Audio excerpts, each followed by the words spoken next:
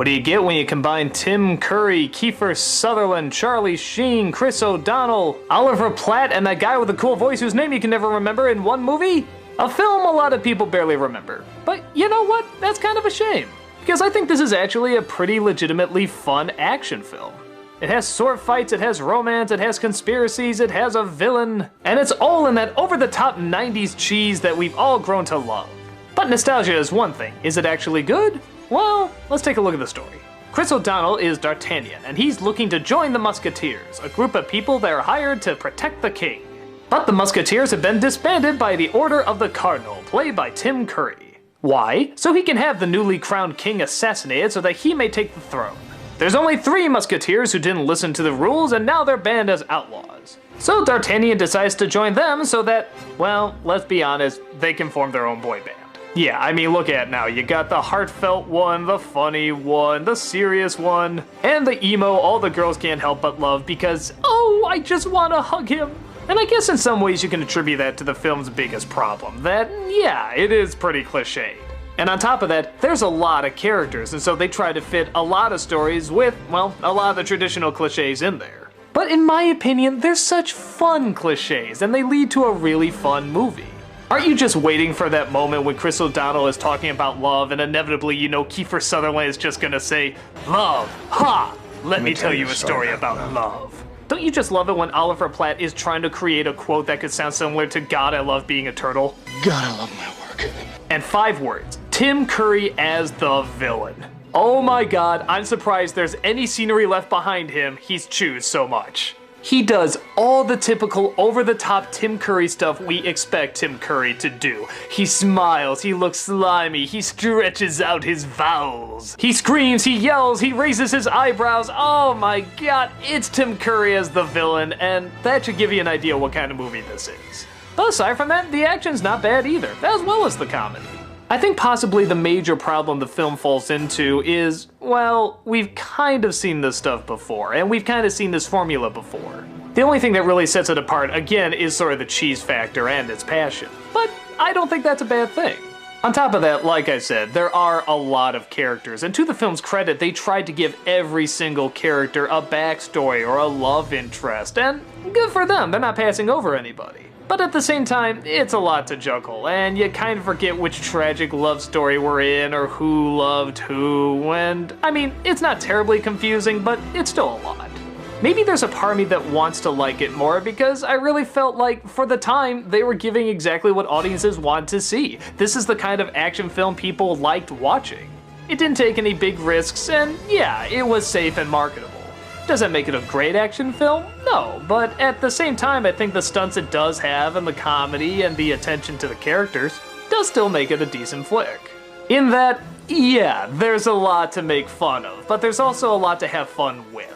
If you're looking for an action film to pass the test of time and have a lot of subtlety to it, this one probably isn't it. But if you're looking for something that's just kind of fun, kind of cheesy, has some good action, some good character, just a fun little adventure as opposed to a big grand epic, then I think this is worth checking out. Yeah, a lot of it is standard and we've seen it before, but it's just the right amount of over the top. Never to the point where it's insultingly bad, but just the right amount where you're kind of giggling but having fun with it too. It's seriously overlooked and I think deserves a lot more attention. It's all for fun and fun for all. Well, every Disneycember we try to look at the best that Disney has to offer. This year, we're gonna go the opposite route.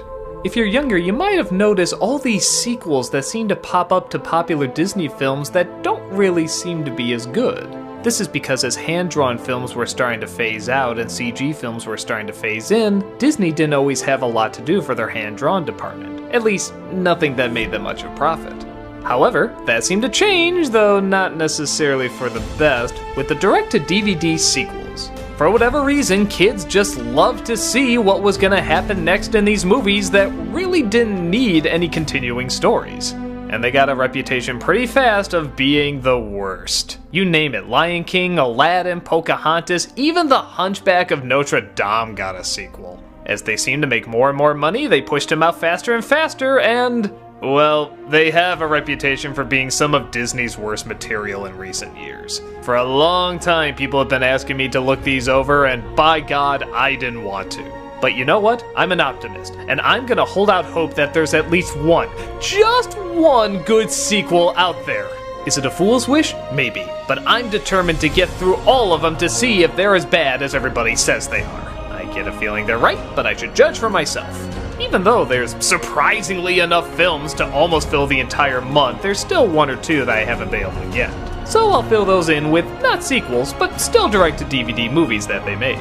Is there somewhere a diamond in the rough to be found? Well, all through the month of December, I'm gonna find out. Because you demanded it, this is Disneycember direct-to-DVD sequels. I hope you appreciate what I do for you.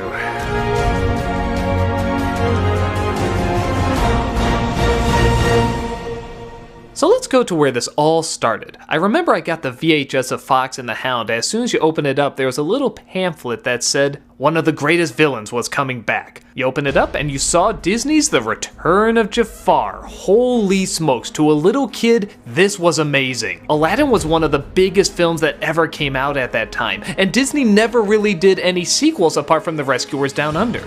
So we were beyond excited to see another Aladdin movie on the big screen. As more time went by though, we realized it wasn't going to be on the big screen, it was going to be direct to VHS. Well, okay, it was still an Aladdin sequel, and it was done by Disney. It still has to be pretty good, right? Well, then we saw the trailer for it, and man, there was a serious downgrade. It was pretty obvious from the first frame what this was. This was Disney trying to cash in on a popular movie, which they've done before, but not usually with a sequel. And not usually with such a difference in animation. So yeah, the hype died down pretty quickly, but we were still kind of interested in seeing it. After all, it was Aladdin, and we wanted to know what evil scheme Jafar had up his sleeve. The film centers around Aladdin getting used to his new palace life, and apparently still unable to put on a shirt, when Iago the parrot escapes from Jafar's lamp and tosses it away, trying to convince Aladdin and the gang that he's changed for good, even though he really just wants a new position of power. On top of that, the genie returns too.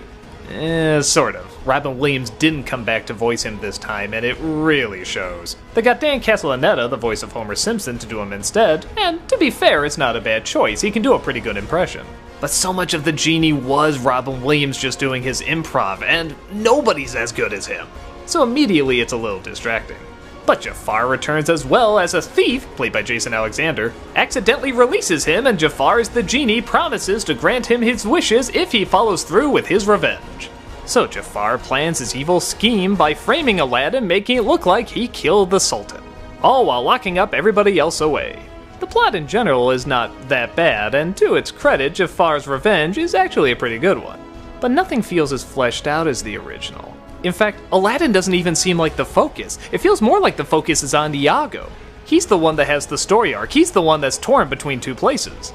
But in terms of what made the original Aladdin so enjoyable and continuing it here, a lot of it just doesn't transfer over. Whether they didn't have the time or the budget or whatever, it just feels really rushed. Aladdin and Jasmine don't have much chemistry, the genie's not really that funny. The animation, though I know they're trying, just can't compete with the incredible colors and movement that the first one had. Even the songs aren't as hummable. And yeah, way too many of them are given to Gilbert Gottfried. Because that's a voice I want to hear put to music. I remember when my brother and I first saw it, we were more making fun of it than actually getting sucked into the story. But again, being kids, we did put it on once or twice after. We kind of accepted what it was, just a cheap knockoff rushed out really fast, and I guess as cheap knockoffs go, it's not the worst, it's just not very good. Its purpose is made totally complete by the ending, where it just seems to end really abruptly. They just say, hey, we want to go see the world, and it just kind of stops. I remember we were scratching our heads what that was about, and then a few days later, the Aladdin cartoon show came out. So, yeah, really all this was a pilot episode for the Aladdin cartoon. Honestly, I probably would have liked it more if it just came forward and said that's what this was. If they just announced there was an Aladdin show coming out and this was going to be the first episode, or a couple of episodes tied together like what they usually did with the Disney Afternoon. But no, they had to put it on VHS, slap Return of Jafar on it, and thus we now have to judge it as a Disney movie. Not a theatrical release, but still a sequel to a theatrical release. And in that case, it's pretty bad.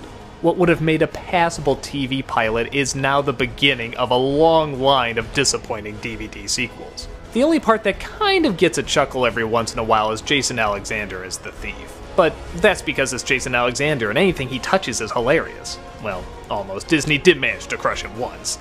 But even when he's saying unfunny lines, he can get a little bit of a laugh out of them. He's just that good. As for the rest, I think the word to describe it is probably awkward. It's not god-awful, it's not like there was no effort put into it, it's just awkward. Looking back years later, it's not that big a deal, especially when you know all the sequels that are gonna come out after. But for a bunch of kids that were excited to finally see a sequel to one of the biggest Disney films they've ever seen, it was pretty underwhelming. I know it has a soft spot for some, I was just never one to get into it. But this would only be the beginning of the Disney sequel suckfest. More were on the way, and there was so much more suffering to be had.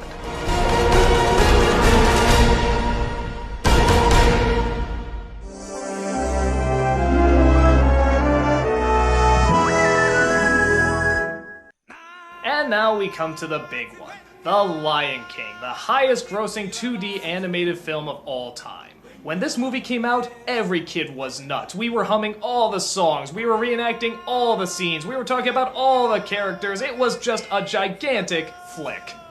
So, is it bad to say I think it's kind of overrated? Okay, just hear me out. While I don't think it's bad, I don't think it's the strongest of Disney's works either. I don't even know if I necessarily put it in the top 5. But that doesn't mean there aren't some very impressive things about it, or that the film as a whole doesn't work. Well, here, let's start from the beginning. We start with the birth of the new Prince Simba. Do I even need to tell you how they celebrate this?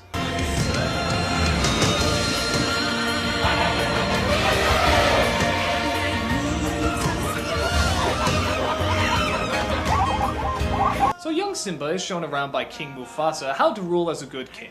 But his uncle Scar is angry because he was next in line to be king. So he constantly tries to set traps with the hyenas to kill him off. But Mufasa is always there to save him, so there's only one logical choice. Kill Mufasa. This leads to a very intense and very well done chase scene with a bunch of wildebeest. Scar sees his opportunity and throws him off a cliff. Simba, thinking that he started the stampede, feels incredibly guilty and Scar advises him to run away. Why he doesn't just kill him right there, I don't know. But Simba goes into exile and comes across a team known as Timon and Pumbaa. They tell him that it's okay to run away from your problems and start a new life over. And that's exactly what he does. He spends most of his years growing up with the two and decides never to go back. That is until his old childhood friend shows up and tells him that things are terrible back at home. And since he is the rightful king, he's the only one that can go back and make things better. But Simba doubts himself, thinking he still killed his father until he gets a vision in the sky. His father says nut up, and Simba decides to go back home and fight his uncle. And you know the drill. Big climax, comic relief, get some laughs, and then the final showdown between the two of them. Okay, so what problems do I have with a story that actually seems almost adult? And that is stole from the most famous of adult plays. Well, let's get to my biggest problem with the film. The message. Actually, the message I really like, and I think it's a very adult message. I especially like it when he talks to Rafiki about it. Ow! Jeez, what was that for? It doesn't matter. It's in the past. Yeah, but it still hurts. Yes, the past can hurt. But the way I see it, you can either run from it or learn from it. Now that's really clever, and I'm totally behind that. What I'm not behind is that when he does go back to face his fears start to win, and everything he was taught before suddenly is working against him. Nobody even gets behind him, nobody's standing up for him. That is until it turns out he didn't commit the crime that he thought he did. So, I guess the moral of the story is never take responsibility for what you've done because nobody will be behind you unless it turns out you didn't really do it. Yeah, how is this confronting his past? It's a past that never happened, so it doesn't matter. And even when he thought it did happen, the movie didn't support him. Almost as if the film was saying if he did accidentally kill his father, he deserves to die. Look, nobody's on his side until he comes out and says, haha, wasn't me. And I'm sorry, that's a serious flaw. If you think it's something that just my overanalyzing adult mind thought of, no, I was thinking of this as a kid too. This film didn't teach me to come forward with my mistakes and to take the responsibility for it. It taught me to convince people that I didn't do the mistake, because that way I'll have a happy ending. Okay, so good intention gets totally botched. What else don't I like? Well, the songs. Yeah, I know, but I'm sorry, I don't like these songs. Well, I take it back. Be Prepared is awesome. Circle of Life is good. Though I think a lot of that is more Hans Zimmer's orchestrations. Can You Feel the Love Tonight? Hate it. I Can't Wait to Be King? Hate it. Hakuna Matata? Holy fuck balls, I hate this song. I hated it when it first came out. I was boggled by the fact that everybody was actually singing this. It's annoying. While I was constantly humming Be Prepared at school, all the other kids were constantly singing Hakuna Matata. I'm surrounded by idiots. On top of that, big shock, I think Matthew Broderick is pretty bland. Jonathan Taylor Thomas is a little bit too, but to be fair, he's a kid, and he really does sell those crime scenes. The villain, well, good, is a little too simplistic. I don't know, he seems so smart and intelligent, but then when he takes over, he seems like a little child. That just sucks out all the dignity and likability that you have for a villain. It's like if Maleficent, after she got her way, suddenly started going nee nee nee nee nee. And there's also details like how did the water come flowing back after Simba took over? Why did the weather get better? Why is it suddenly green? But that's Disney logic. I can't complain that hard about it. So okay, I've bitched about the movie long enough. What do I like about it? Well, it's big. I mean, friggin' big. If you can see this movie on the big screen, see it. When Scar's paw comes down for the first time, it's just massive. I actually remember somebody in the audience going, whoa! On top of that, the characters aren't great, but they're good. James Earl Jones as Mufasa is a great leader, Jeremy Irons is over the top as the villain, but he's still pretty enjoyable. The hyenas are funny, Rowan Atkinson has a few good puns here and there. I'm not a huge fan of Timon and Pumbaa, but I stomach them okay.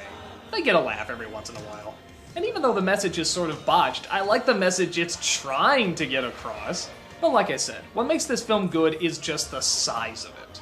And it doesn't just come from the animation, it does come from the story. It's a big story. Like I said, it's basically a kid version of Hamlet, but they don't sugarcoat it that much. They don't pull a Bambi's mom where she dies off screen. No, you see the body. That was a big thing for kids back then. To have a death scene right in the middle of a big action-packed moment was pretty unexpected for Disney. At least at that time. So overall, I do like it. I do wish some of the other Disney films got more attention and made more money, but that doesn't mean the original film is bad. It's a big film with a pretty big story and a pretty big message. I just have my own personal issues with them. It's a movie I was glad to see several times in the theater, and chances are when they re-release it again, I'll go and check it out a few more times.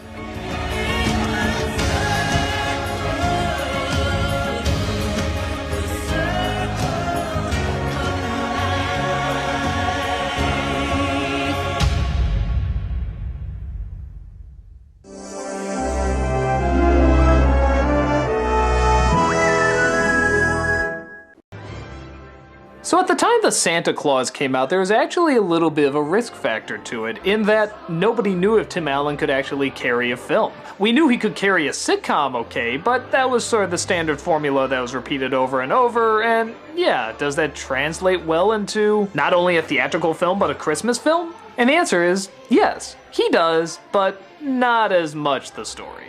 Which is a good setup, but doesn't give much else on top of it.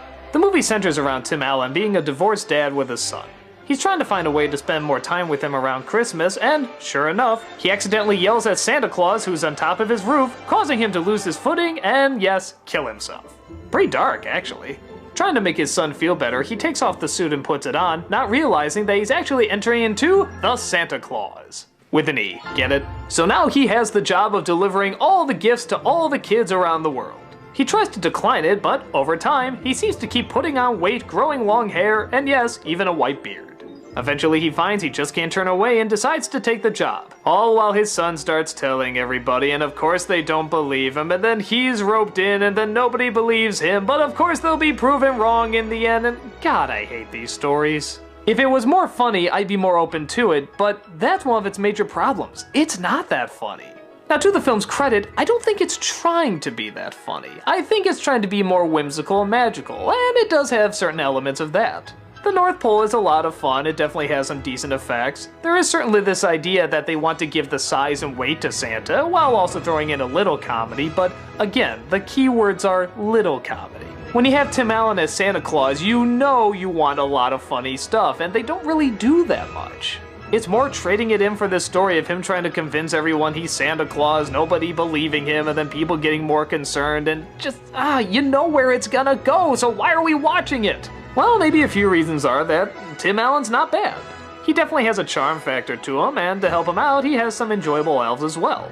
I found it interesting that in this rendition, the elves are played by kids, not little people. And they're still supposed to be older, like some are several hundred years old, but they look like little kids. I guess that's our way of getting past child labor laws. At first I was somewhat offended by this because I thought, hey, isn't that kind of taking jobs away from little people by having kids act it instead? But the more I thought about it, the North Pole does look a little bit more jolly with a bunch of kids running around. And yeah, I know they're not really kids in this, but come on, they're kids. And they're happy and they're cheerful, and yeah, it just makes the place seem more upbeat. Which is not to say grown adults in the role aren't upbeat, but you can't capture it like you can with a kid. So I think it's fine, especially knowing that the majority of elf roles are still gonna have little people in them.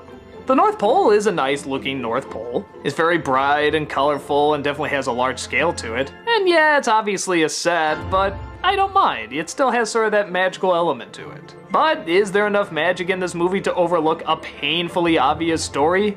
In my opinion, no, but for a lot of other people, yes. If you can put up with that kind of story and don't really mind it, then there's still plenty of other elements on top of it to be enjoyable. Just not enough for me to get into it. It's not the worst, it's just kind of boring for me. But again, if it doesn't bother you, then I think this film will be a fun, magical ride. I just think there's more that can be explored and done with this idea. But hey, that's what we have sequels for, and I'll join you over in the next video for those.